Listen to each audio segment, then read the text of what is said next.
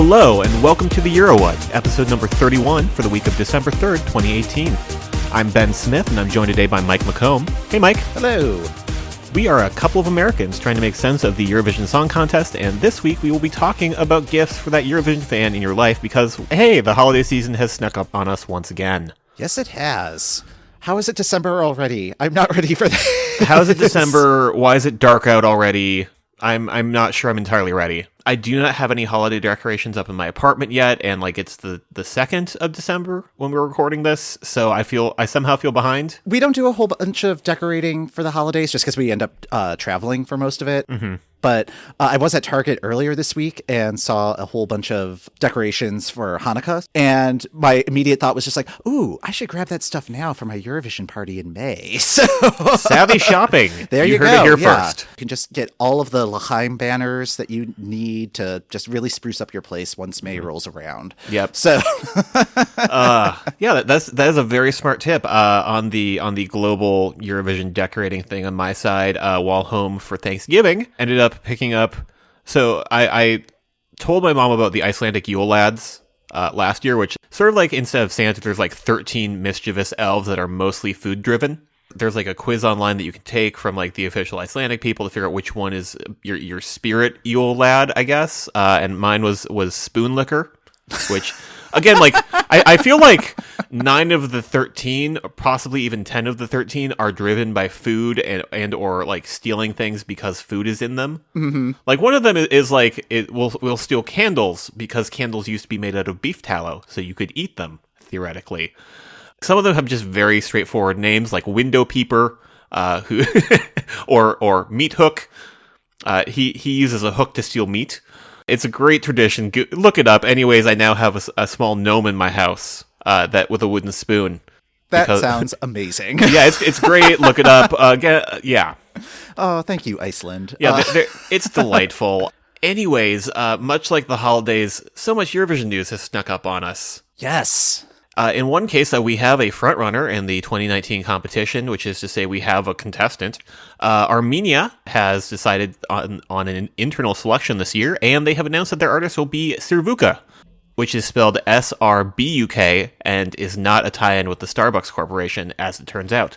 Not yet, anyway. Not yet. They should get on that, though, because that's just a TOA from being some real good promo. Mm-hmm. More about Srbuk. She is a runner-up from X Factor Armenia from 2011. She placed 4th in The Voice Ukraine in 2018.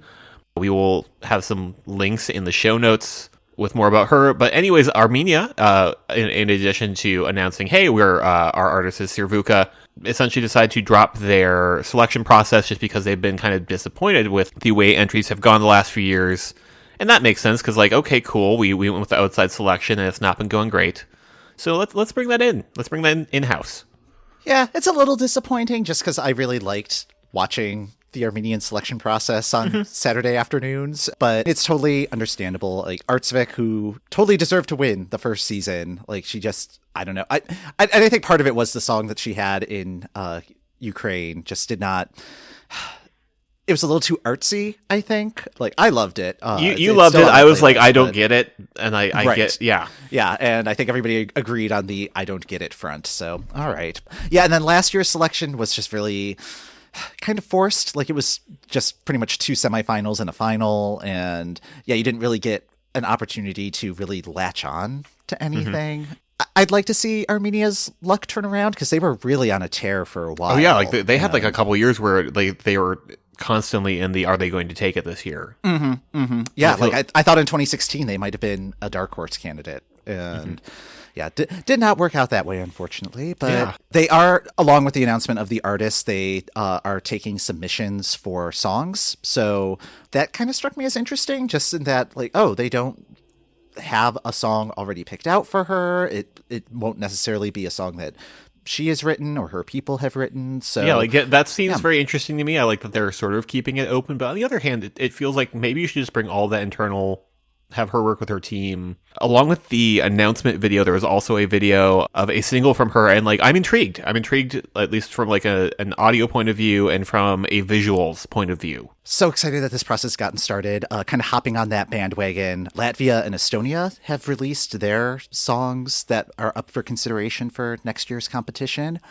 Latvia, they're doing the Supernova format again, and they have 33 songs that were released as audition videos on YouTube this week. And my understanding is there's going to be one more cut before the Supernova process begins. So it's not going to be all 33 songs that will be competing, which is good because that's a lot of songs. It's a lot of songs, and going through the playlist, there are a lot of first drafts, I would say. Like some of them have potential and I think could get worked into something. Some of them are very, I don't know, like, hi, sky, my love is alive. Like it's just very like basic rhyme schemes and just not bringing much to the table. And also with these audition videos, like it is just them performing in front of like 4 judges.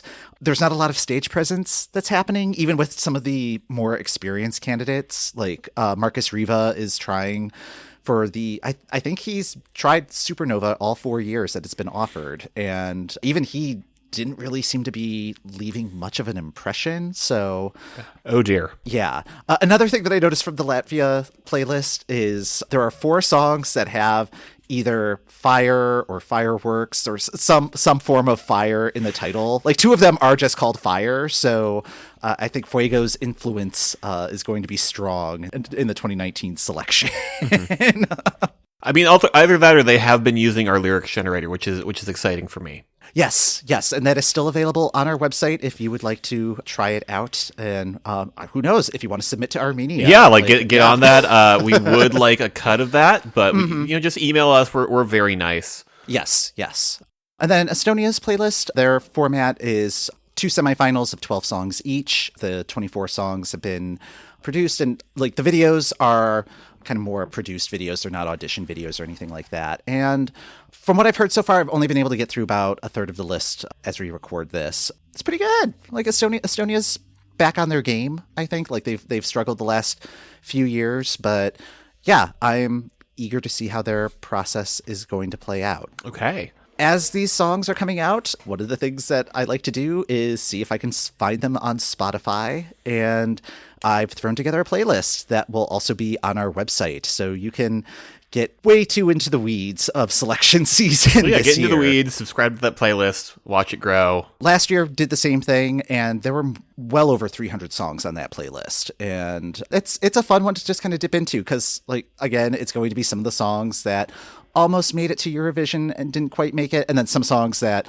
were up for consideration, but were probably right to have been passed by. Another one of the selection processes that is spinning up, in addition to Latvia and Estonia, is Melfest. Melfest is on the way. I'm very excited. It's my favorite of the various selection processes, just because it's densely packed with like good pop songs. Mm-hmm. Just looking at some of the names in the running for this year, as it were, we have 1993 entry Arvengarna. We have 2005. We have Martin Stenmark. And then Anna Bergdahl, who represented them in 2010. And fun fact, fun is relative here, I guess. It's fun for me. Yeah, not fun for probably not so fun for her because she was she's like the only Swedish entry that did not make the final. So a little bit of a redemption arc for her if they want to start doing the NBC style backstory version of their sports coverage there. Oh, please don't. No. Yeah. Oh, yeah. Like even NBC doesn't do that anymore. Mahombi is also in the mix. He's worked with Pitbull and Red One, which really, who hasn't worked with Pitbull at this point? Just as we learned this summer with all of the various soccer songs, Pitbull seems just very game to give you like 5 minutes of his studio time. He also has a Grammy from 2016, which is kind of cool. Mm-hmm. I look forward to seeing what that looks like in terms of Melfest. The host this year is not David Lindgren, which is fine. Like, I actually really enjoyed him. He seemed to have a sense of humor about himself and like could host and sing and do comedy. But I think they're seeing diminishing returns on viewership, so they're playing around with the format a little bit, trying to figure out what will get all of those viewers back in there. And apparently the theory is like 4 hosts, which in Eurovision terms is usually scary because we had that in Portugal this year. Mm-hmm. and it was just felt like way too many hosts. But unlike Eurovision, Melfest takes 6 weeks and is in like 6 different locations. So I'm assuming we're just going to get various combos of the people they've hired.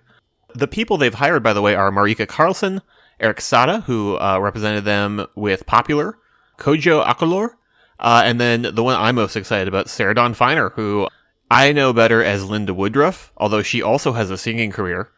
But she's Linda Woodruff, and I really want Linda Woodruff to come back. Yeah, I'm really excited to see what sort of comedy they have going on, because I felt that was something that was also missing from last year's show. Was they were much more focused on the competition aspect, and that was probably just since they had the one host, like nobody for him to really play off of. I want to see what Linda Woodruff is doing in 2019. How has she responded to the changing Eurovision climate? Mm-hmm. What is she excited about? How is she going to mispronounce Netta's name? The various things. And especially if she like starts doing research about Jewish traditions, and like I don't think Hebrew is going to come to her naturally. We'll put it that way. Yeah. I mean, I feel like just pronouncing Swedish names never came to her naturally, and that was part of why I loved her. Anyways, one other note as far as Swedish pop goes, Slate's Hit Parade podcast, and actually you were the one who found this, Mike, and sent it to me, and it's very much my thing, but they had an episode this week just as part of the 20th anniversary of the song Baby One More Time being birthed into the world and rocketing up the charts. Did sort of a deep dive into how Max Martin got to the place he is in terms of controlling American pop from his studio in Stockholm. It's super, super interesting. It's a great deep dive that goes all the way back to Ace of Base and Roxette and all those things. It's very, very enjoyable.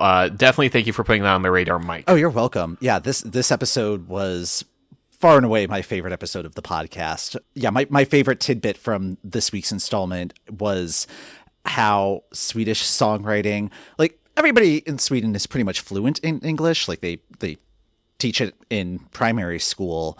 And when it comes to lyrics writing, they're not as concerned about it scanning. They just want to make sure that it fits the meter of the song. Mm-hmm. Which for me explains like so much lyrical nonsense that pops up in like 2000s pop. Absolutely. Yeah. And particularly the main subject of this episode of the podcast, where it was right when I was in high school and just really hitting like all of my pop music sensibilities, and just like, oh, this is so amazing. And then like all of the influence that Max Martin has had in pop music since then, like over the last 20 years. And so many of the songs, it's like, oh, I love that song. Oh, I love that song. It's like, oh, of course they are all like, you could definitely sense the structure in all of them, but then just seeing it all, hearing it all presented is just like, this explains so much about me. So, but yeah, just like take an hour of your time, check it out. It's really, really good. We'll probably throw a link to that in the notes, because again, it's very much worth your time. It feels very much related to the idea of why songs do well at Eurovision and why Sweden always seems to be up there. Exactly. That episode did start with talking about ABBA, which takes us to this week's installment of the Ex-Eurovision Contestant Factor. Last week was ABBA week. Each contestant did 2 songs because they got to fill 2 hours of time. And yeah, one was the Get Me to the Final song, which Brendan Murray did Snow Patrol's Run, which, okay, sure. That feels very much in his wheelhouse. Like previous weeks, just given what he's been singing. If you told me that he was going to pick something like kind of mid-2000s AOR format, kind of modern rock, if you told me, yeah, he's going to sing a song by Snow Patrol, like, yep, that seems right. Yeah. And like, watch the video of that performance. It was fine. He was doing his thing. They did not have video of his ABBA performance, which he did I Have a Dream. Ben, I believe that was your prediction when we were speculating on ABBA week. I called it. I'm like, okay, what? Yeah, I'm like, what ABBA song is kind of slow and very sappy? And yep, nailed it. Yeah, and the way that they were doing last week's eliminations is they had voting happening during the Saturday show, and they froze voting at the end, and the 2 acts that had the fewest votes were just kicked off. No sing-off, nothing. Unfortunately, Brendan was one of those 2 people, so as of last Saturday, he's been out of the X Factor. And yeah, that's when I stopped paying any attention. And then this past weekend was the final. somebody won. Dalton Harris. Congrats. Yeah, congrats to you, Dalton Harris. You won the X Factor, which means something in 2018, right? Sure. We'll probably do well with the Christmas single. Oh, good point, yeah. Congratulations on your Christmas single, Dalton. Yes. ITV posted the week-by-week results for the voting, and it seems like Brendan was at best middle of the pack. Pretty much once he was up for elimination the second or third week of the live shows, he'd been just kind of squeaking by from that point on. Like, he just missed having to like sing for survival for a couple of weeks, and then just getting knocked out last week was probably not that big of a surprise, and made a good run of it. So congrats. And X Factor is done for 2018, and now we just get to look at all of the other versions of X Factor that may birth Eurovision contestants in the next year, such as Malta. So, America's Got Talent, or as you so eloquently put it in our prep for the show, World's Got Singing is doing some sort of global tournament of champions thing in January on NBC here. But I think we are safe as far as Eurovision contestants popping up there. As far as I can tell, I mean, if the Wikipedia page is accurate on who's competing, nobody's name jumped out as having any Eurovision connection. So we get to take a break from pretending to watch shows that are on topic for this podcast. Hooray! We're going to be busy watching like actual semifinals. Yeah, so it's probably for the best. Yeah, like we did not want to give it short shrift, or at least any shorter shrift than we are already giving these shows. I think that does it for news. Given that it is December, the holidays are upon us, it made sense to do like a fun holiday gift guide episode. You know, for that grandchild that you know likes Eurovision and you somehow found our podcast in the iTunes store, what can you get for them? Or what can you get for the Eurovision fan in your life without having to pay a ridiculous amount of shipping? Well, the shipping may still be a factor, but most of the items that we have on this list are things that are available stateside. So you should be able to find it like at Amazon, Barnes & Noble, your media providers of choice. I think I named all of them already. Yeah, so. As of today's show, they will all get there in time for Christmas, at least for the stuff that's on Amazon. But you know, watch that shipping schedule. Yeah. Let's start out with my favorite area of Christmas gifts, books. I was that weird kid that liked books. But they're like the big one I think this year that we definitely had as like a card on the Trello board for a while, and never kind of got around to discussing as a group was the book Space Opera by Catherine Valente. Yes. It's a fun sort of sci-fi romp where what if aliens contact the Earth, and it turns out that if we don't want to be destroyed, we have to participate in like an intergalactic version of Eurovision. Who would we send? How would they do? Would everybody survive? Find out all that and more in Space Opera. Like I thought it was super cool that we had like a fiction book this year. I was just like, okay, I don't know how well this is going to do because the Venn diagram of this is people who enjoy sci-fi in sort of a Douglas Adams vein and people who enjoy Eurovision and know enough about it that they get the jokes here. I'm like, that Venn diagram is me. Right. And like, I would fall into that Venn diagram as well. I mean, it is very reminiscent of The Hitchhiker's Guide to the Galaxy. So, if you are a fan of those books, this is definitely one that you may want to check out. And I remember when Netta was performing on the Today Show this summer, like there were a whole bunch of people waving copies of the book when they were cutting to the audience. It was like, okay, there's some crossover. Like they're trying to make this Venn diagram a little more overlapped. So yeah. Well, yeah, and like it's been popping up on a bunch of book lists for like end of the year stuff. Like I think in Amazon's sort of longer list of their books of 2018, it popped up under the sci-fi section. I've seen it in multiple other places. Oh yeah, Goodreads had it in there. Their voting process is much like the Lithuanian semifinals in that it seems to continuously be going on. This best books of 2018 voting period. They're like, you need to vote now. And I'm like, I voted last week. Yeah. And it's just like a wall of numbers. And it's it doesn't feel like any of the books went away from the previous week. So I'm just like, I don't understand how this works. But anyway, Space Opera is there. It's getting a lot of positive reviews. Check it out. Some other titles in the Eurovision section, although given the wonderful self-publishing boom through Amazon, just type Eurovision in. You use some prudence there, but you also have Over My Dead Body and 3 Minutes of Eternity, which are all other books you can purchase there. Yeah, I have not read either of those yet, but if we wanted to start a Eurovision book club, I'm very interested in checking those two out. So I'm also interested in like trying to track down the memoir that Montenegro's entry from a few years ago, Space, the guy who did that, apparently like has a whole book about that and his X Factor experience and whatnot. But apparently it's not in English yet, so that's going to be like a little bit of a deterrent for me because I don't speak Montenegrin or whatever the other national languages are there. Yeah, well, that's something to work on over the holidays. Yeah, I'm sure you'll have a couple days off from work. So I'll set it up in Duolingo right now so that the owl can guilt me about it. There you go. So another item that came out this year was the Eurovision board game. I recall them doing some sort of advertising for it it was either one of the semifinals or the grand final, where they just showed them playing the game. And yeah, Ryan, as you may recall, ordered a copy pretty much as soon as it came out. I believe that was right before this year's contest. And we checked in with Ryan to see what he thought of the game. And his review was, it's good for Uber geeks, but a lot of the questions are things / people / songs I have never heard of. Consequently, I have literally 0 people I can play it with.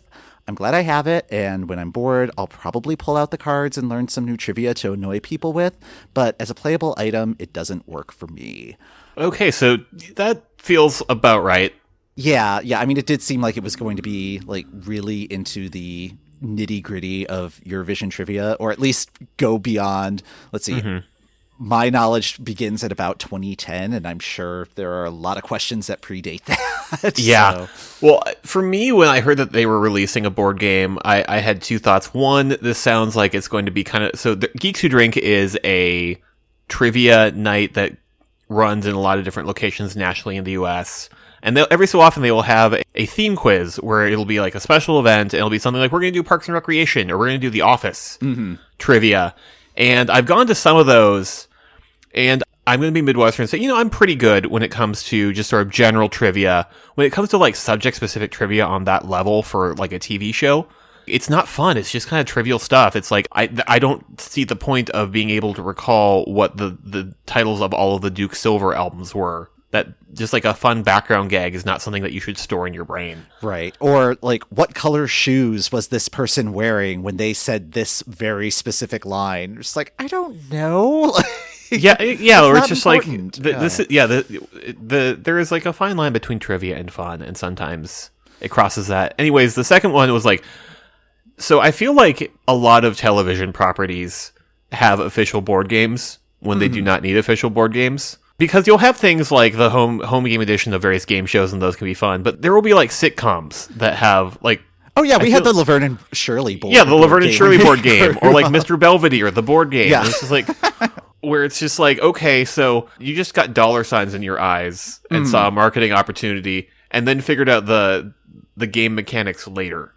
Yeah, usually the game mechanics are just like, roll a die, move around the board, answer a question, and then your turn is over. And it's just like, yeah. I think Ryan's strategy of just popping open the trivia cards and going through a couple of cards every now and then makes total sense.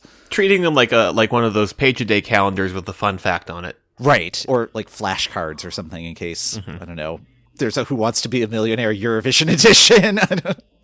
I'm glad you went that way. I was thinking in case there's like a hostage situation where you need to know very specific trivia to save everybody who's in the room with you. Yeah, so in terms of something that is a little bit more accessible for a general audience, there is the video game Just Dance 2019, which I've never played Just Dance before. Like, I love Dance Dance Revolution, which probably is a surprise to no one, but like that one is very Eurovision adjacent, at least in terms of like J-pop and the sort of music that works really well in that game. Very similar to the sort of music that you get at Eurovision. Anyway, the newest version of the game does have some Eurovision connections. Netta's Toy is one of the songs featured on the game, but there are also some Eurovision alumni who have songs, not their Eurovision entries, but other songs that are in the mix. There is a cover of Cerebro's Me, Me, Me. Stella Mwangi has Not Your Ordinary.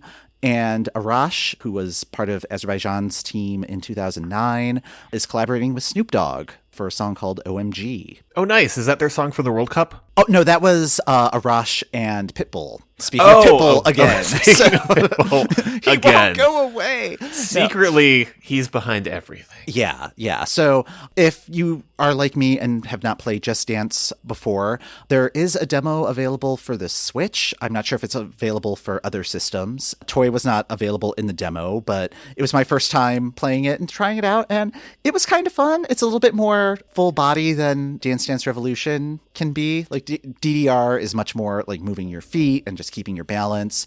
Just Dance seems to have more about like, oh, just mirror the dancer on the screen. So like you're moving your hands, like waving them up and down. I presume in Toy you're going to be doing the chicken dance, that sort of thing.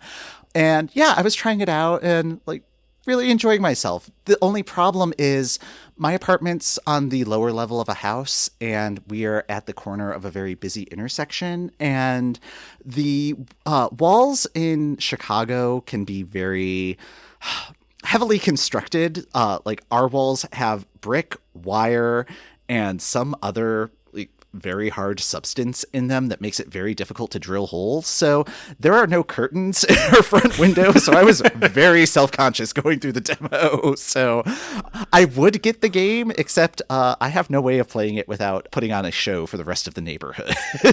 So this is what duct taping a bed sheet to the wall is for, Mike. Yeah. It may have to come to that. It seems like it's a game that everybody would be able to kind of pick up and play along. So yeah, I would recommend that one as a gift. Okay. One thing that's not a good idea for a Eurovision gift is DVDs. There are many DVDs in the official Eurovision store, and it seems like a great idea, except for US DVD players. Usually need things to either be Region 0, meaning there is no region assigned to it, or Region 1, which is US Canada. Even when the region is correct, there's like PAL formatting, which doesn't play nice with US formatting, which is NTSC. It's a real frustrating rabbit hole, especially because some players, like I have a Blu-ray player that very judiciously will sometimes allow foreign DVDs and other times will not. It can be a real grab bag. And also a lot of the performances, even with like the geo-blocking that's happened, you can find them on YouTube, you can find them on Dailymotion or other video sites. So yeah, like if you really have an urge to see a previous performance, there are ways to get it that you don't have to put it into a DVD player. So yeah, that one is definitely a buyer beware type gift. One that's a little bit more reliable, if you're just looking to get the music for people, would be going onto iTunes and downloading the albums from there. And the albums from 2015 onward, both the studio recordings and the karaoke versions are available. So that might be a good gift to consider. Mm-hmm. Or if you want something that's older than 2015, CDs are available on Amazon. Oh, yeah. Like when we were starting the show, like one thing I found on Amazon for probably about $10, and this was like third-party resale. But yeah, there's like a lovely Eurovision Song Contest 1956 to 1999 compilation. It's 2 discs. And it like goes in reverse chronological order, so it starts you out with a blast from the past with Charlotte Nilsson's Take Me to Your Heaven, and just sort of works its way backwards with like mostly like a fun couple of additions. Like they throw in like a random Luxembourg track between the 2 years that Israel won, I think just as like whatever was second place. Mm-hmm. Maybe to balance out the track listing, or to throw in a couple other well-known things. Like you have Volare, which didn't actually win in 1958, I think, but came very close, and it's like well known, so like they threw it in there. That's cool. Yeah, it's super cool. It's a great way to kind of dive into past winners. And again, it's about $10. It's a great way to find something that goes with Eurovision. Another thing you can do, and although you usually have to go off of Amazon, you have to go to other sites which may have shipping issues. But if you are into things like Melody Festivalen, you can find past compilations from there at various sites that will gladly send them to you here in the US. And if there are artists that the person you're buying a gift for like really liked at a particular contest, you can probably find albums of theirs. I got the CD from Italy's representative in 2011, both for myself, and I really liked it. And just like, oh, I think my mom would really like this, and got it for her for a birthday present. And yeah, she really liked that album too. So these contestants do go on to like actually record full albums. So that might be another avenue to explore. Occasionally you have to import stuff, so definitely keep that in mind if you are trying to track that for the holidays. But yeah, like that's a great way to go down. And then we also just have kind of like a weird grab bag of things that feel kind of like our junk drawer of gift ideas, and that they don't really go anywhere else. Yeah, like if you just do a search for Eurovision, you can get some really random stuff. Like I was just doing a search last night, and one of the things that I found was you can get an actual size cutout of 2014 winner Conchita Wurst. Because, for that fan in your life who's like, I need a physical representation of Conchita in my home at all times. Yeah. If you're not sure that you want to commit to the full life-size cutout, which just for pricing information is $69.97 plus about $15 in shipping, you can also opt for the mini cutout, which is $19.97 plus $4.95 shipping. And I believe these are kind of cardboard standees. I don't think they're like the fat heads that you can just kind of paste onto your wall. So, yeah, again, read the product description before committing to a purchase, but that is an option that's available. You can also find some random t-shirts that are Eurovision related, sort of. The one that I'm looking at features the phrase "not your toy," which great tie-in to the 2018 Song Contest, but the image that goes with it is a turkey wearing a chef's hat, holding what appears to be a ladle of gravy, and using its other wing to make the OK sign, or like this, like an Italian chef would do with their hands to go, "Yes, the pasta is good." I don't understand why these things are paired together, but the description does say Eurovision Song Tea, Netta, which I will note is spelled N-E-T-A instead of N-E-T-T-A, not your toy, comma, feminist funny tea. If anybody could, like, contact us and let us know what any of this means, I would really appreciate just for my own understanding of what is going on. What happened is someone's trying to cash in on things, but I will note that it comes in a lovely range of colors, ranging from black to navy to royal blue to white to baby blue. Ugh. So if you like white, black, or blue, and again, a turkey that may have eaten its friend, this is the t-shirt for you or that friend who loves all those things. If you want to get like even more random, Etsy is available. Etsy's a great thing, yeah. Yeah. One of the items that caught our eye was ultra rare ABBA vinyl record, but it's ornately decorated, we'll say. Yeah, like it looks, I mistook it for a commemorative plate. Yeah, like it just has this like sort of gold braided rim. I don't know, that could also just be the display case that it's in, but yeah, so the full description on this guy is it's an ABBA Waterloo Mega Rare 12-inch maxi single promo picture disc Eurovision LP. The condition is listed as NM, which means near mint, so that's a well taken care of item. Nice. It's been favorited by 5 people, so you might want to jump on that just in case they decide to say, yes, I want this. Oh, funny Eurovision tie-in, it is going to ship from Israel. Oh, so cool. Just like a fun little 2019 just making this as full circle as possible. Really as full circle as you can get. You can tell your friend it came from Israel and I paid $24 in shipping for it, so you better appreciate it. Yeah. One thing that would make a lovely stocking stuffer, by the way, the apple, which you may recognize from episode 20 of this program, is available in both DVD and Blu-ray. Send it to your friends, force them to watch it. They'll love you. Yes, that's what will happen. No, it's fine. There's a whole bunch of Eurovision adjacent content that is available. One store that I would recommend, either through Etsy or Redbubble, is the store Europops. They do a lot of avatar type designs of all of the contestants every year. Yeah, they do a bunch of fun fan art every year as contestants are announced. They have like a really kind of nice, simple style. But also with a sense of humor. Last year for Italy's Avatar, it included the singer dancing with the gorilla. This year with Cyprus, it included the banana and pineapple from the music video. So yeah, very tongue-in-cheek. It includes t-shirts, magnets, pins. The shirt that I got for Latvia to show my support, even though nobody else was supporting Latvia this year, that was a store that I got it from, and highly recommend it. They do good stuff. And if you want to buy official merchandise, there's also EurovisionFanhouse.com.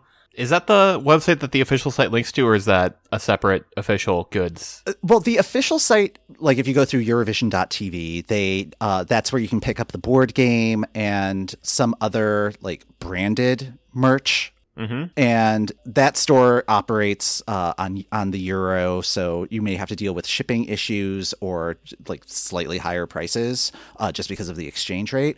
But the Eurovision Fan House, that's where it's kind of more like fan designed art, like kind of officially sanctioned fan art for the contest, and that site runs on US dollar along with other currencies. So that one is probably going to have easier shipping options to work with, plus a wider selection of different designs. Like you can, one of the phone cases was like one of those like, oh, keep calm and watch Eurovision if you're into that meme. That is the one that they also kind of pushed on the various broadcasts. Like, oh, check out the Eurovision Fan House for any merch that is also not necessarily contest specific. Like it's just about Eurovision as a concept rather than just specifically the 2018 contest or the 2019 contest. If nothing else, nothing says I know you like Eurovision and I had 5 minutes like a macaroni picture of the Eurovision logo. That sounds like a fun craft project. Yeah, just like if you, like sometimes the best gifts are the ones that you make. Anyways, that's going to do it for this episode of the Euro What. Thanks for listening. The Euro What podcast is hosted by Ben Smith, that's me, and Mike McComb. That's me. You can find us on our website at eurowhat.com and on Twitter, Facebook, and Instagram at EuroWhat. If you'd like to contact us by email, we can be reached at esc@whatelseison.tv. We'd love to hear your questions and comments. You can subscribe to the Euro What on Apple Podcasts, Google Podcasts, or the podcast app of your choice. Word of mouth is still the best way to get folks to listen, so please be sure to tell your friends about the Euro What podcast. Rating and reviewing the podcast when you subscribe also helps other Eurovision fans find us. We'll be back in a couple of weeks to try and make sense of what's new in the Eurovision Song Contest. Take care, Mike. See ya.